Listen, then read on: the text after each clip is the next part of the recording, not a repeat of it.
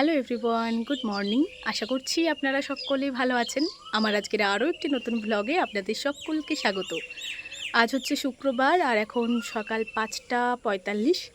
Voice over দেওয়া complete হলো, এরপর যাবো ওইধারের বাড়ি, চা করতে যাব। গতকালকে ভীষণ পরিমাণে গরম ছিল, সেই তুলনায় আজকে গরমটা কম। ভীষণ ভালো লাগছে জানেন, ওই ঝড়ো হাওয়া, অল্প বৃষ্টিতে ওয়েদারটা একটু হলেও ঠান্ডা হয়েছে।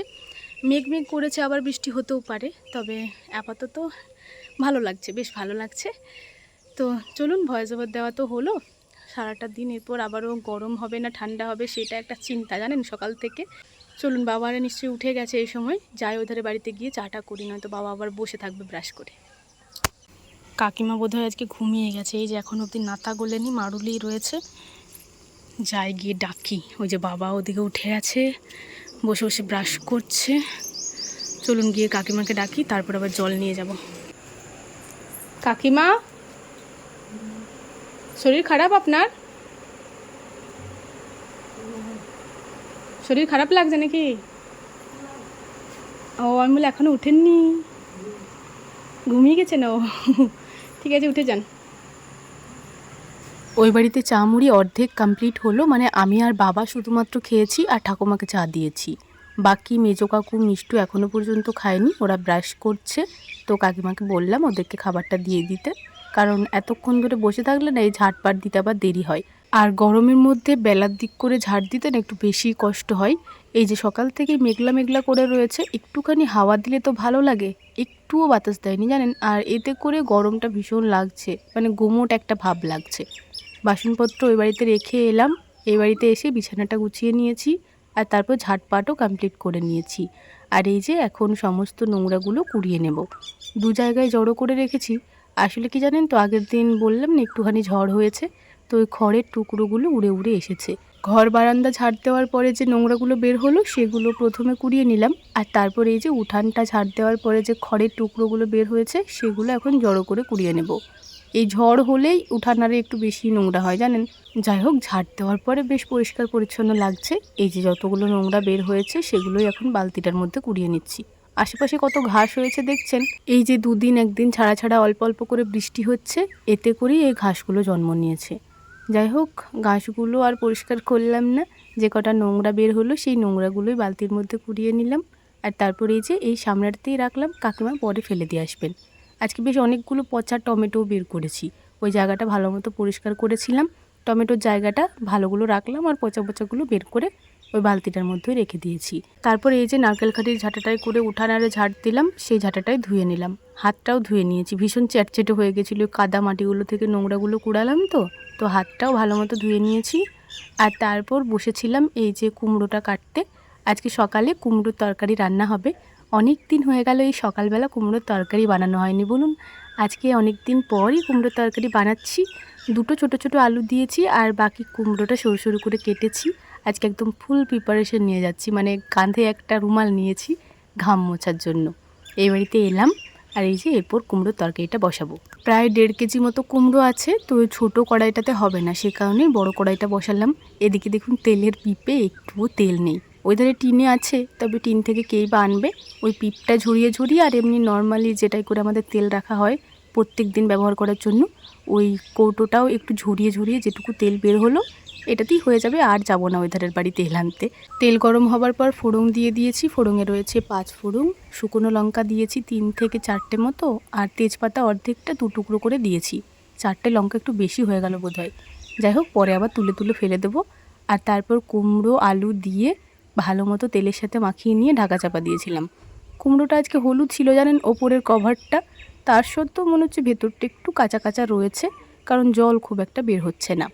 যাই হোক, একটু মতো ভাজলাম, তারপরে এই যে লবণ হলুদ দিয়ে দিলাম। কুমড়োর তরকারিতে আমি সাধারণত হলুদটা একটু কম পরিমাণে দিয়ে থাকি, তো কমই দিয়েছিলাম, একটু বেশি কম লাগছিল সে কারণে আরও অল্প দিলাম। আর তারপরে এই যে ভালো মতো মাখিয়ে নিচ্ছি।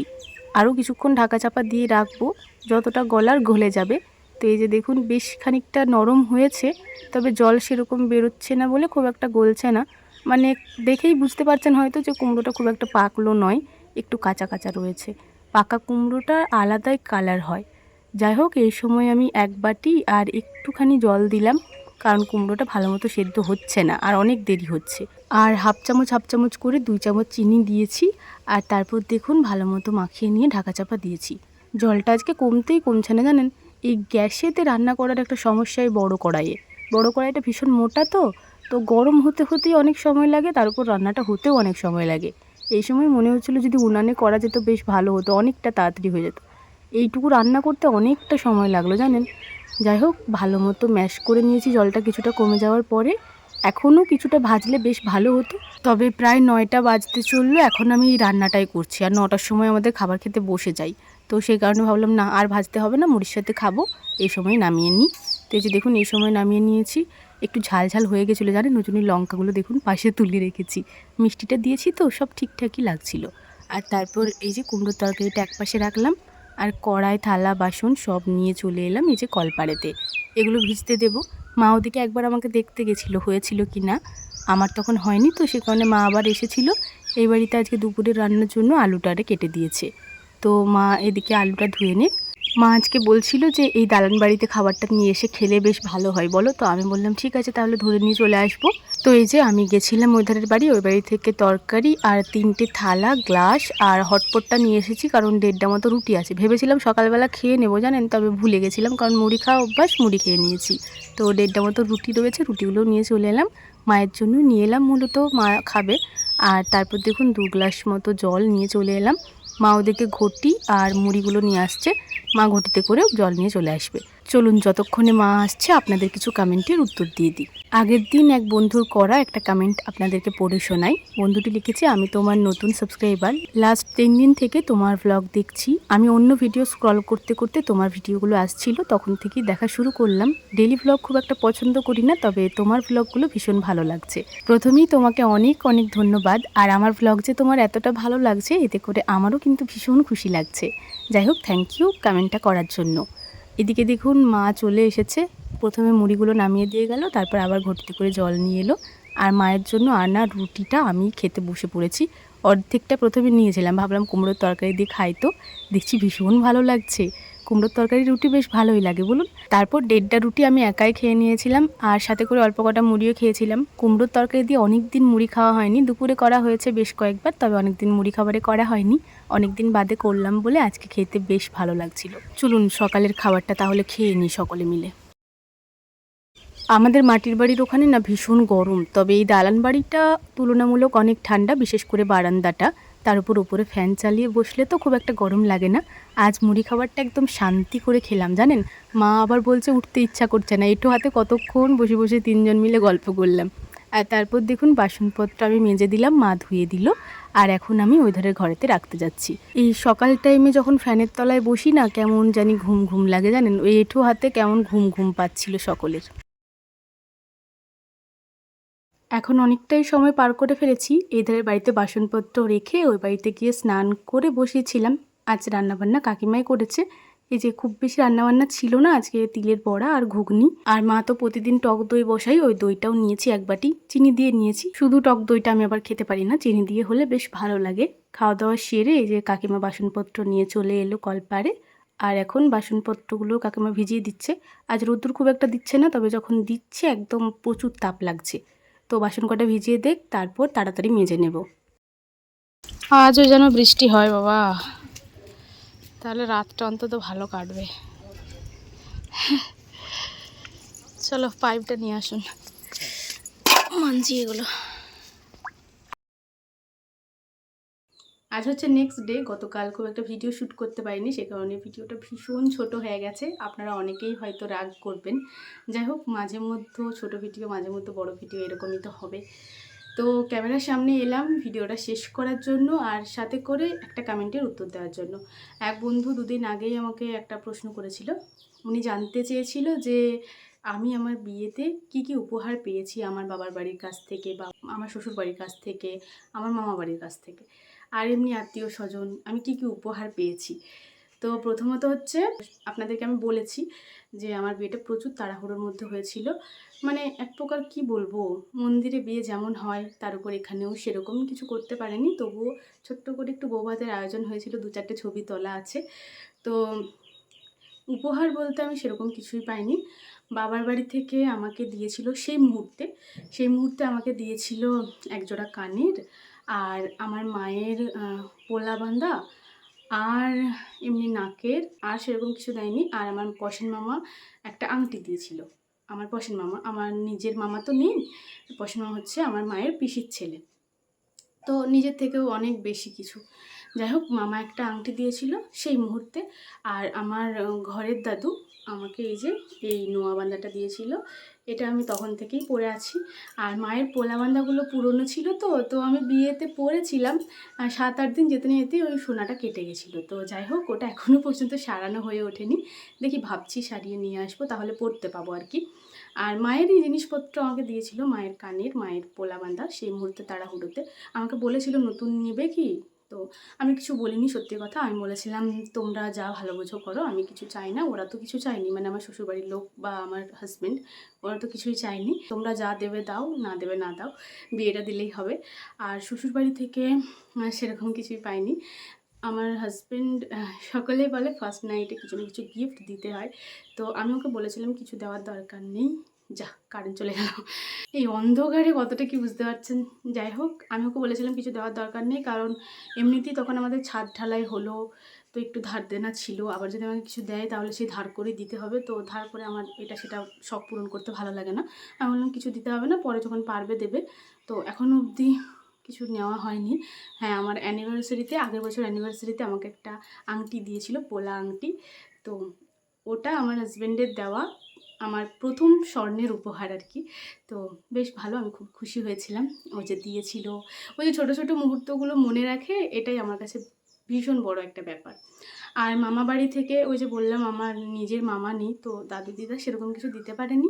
সুব্রতকে একটা ব্রেসলেট দিয়েছিল রূপোর, আর আমাকে এই যে কিছুদিন আগে একটা গরু দিয়েছে। আর এই যে খাট, আলমারি, ফ্রিজ, এগুলো বাবা আমাদের বিয়ের 1 থেকে 1.5 বছর পরে দিয়েছে। আমরা কর্ণাটকে ছিলাম প্রায় 1 বছর। কর্ণাটক থেকে এলাম যখন, তখন আমাদের এই রুমটা সারানো হলো, মানে ওখানে থাকতে থাকতেই রুমটা আমাদের সারানো হচ্ছিল। এখানে এলাম যখন, তখন বাবা এই যে খাট, আলমারি, ফ্রিজ দিয়ে পাঠিয়েছিল। আর তখন কিন্তু শুধুমাত্র দরজাটাই লাগানো হয়েছিল, জানালাগুলো লাগানো হয়নি, শুধু পর্দায় দেওয়া থাকতো। আপনারা ভিডিওতে নিশ্চয়ই দেখেছেন, আমার প্রথমের ভিডিওগুলোতে কিন্তু জানালা লাগানো ছিল না।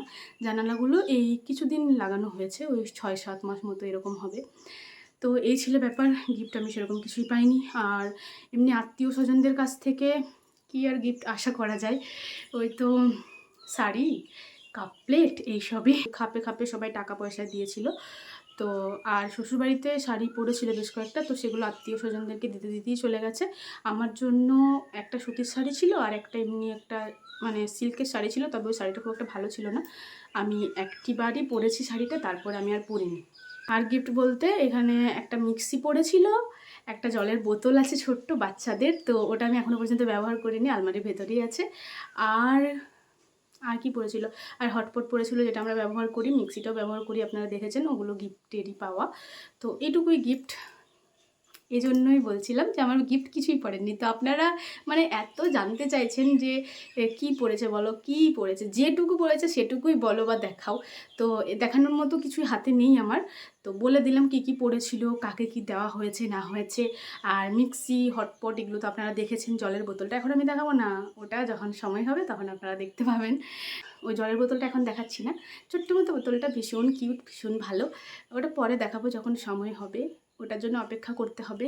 ইউটিউব প্ল্যাটফর্মে যদি আমি কাজ করে যেতে পারি, সব কিছুই জানতে পারবেন, সব কিছুই দেখতে পাবেন।